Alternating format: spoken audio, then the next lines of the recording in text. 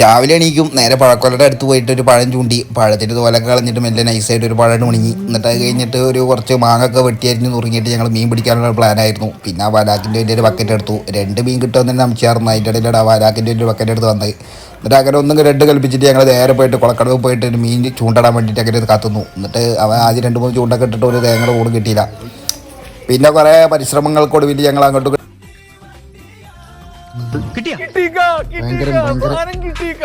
അതുകൊണ്ട് ഇപ്പൊ എന്താ നമുക്ക് കഴിവുണ്ടോ? നീ എങ്ങനെയായിരുന്നു ഊരാന്നറിയോ?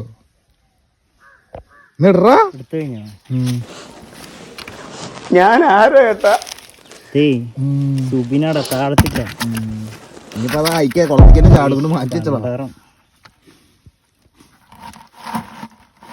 സ്രാവൊന്നുമില്ലല്ലേ? സ്രാവില്ലട തിമീങ്കലുള്ളൂ. തിമീങ്കലം പിന്നെ പിടിക്കാം. അങ്ങനെ 1 2 ആയി, 2 3 ആയി, 3 ഒരുപാടായി. പിന്നെ ഞങ്ങൾ മതിയാക്കി പോയി. എന്തായാലും അത്യാവശ്യം മീൻ കിട്ടി. ഞാൻ പോകുന്നു. Bye bye.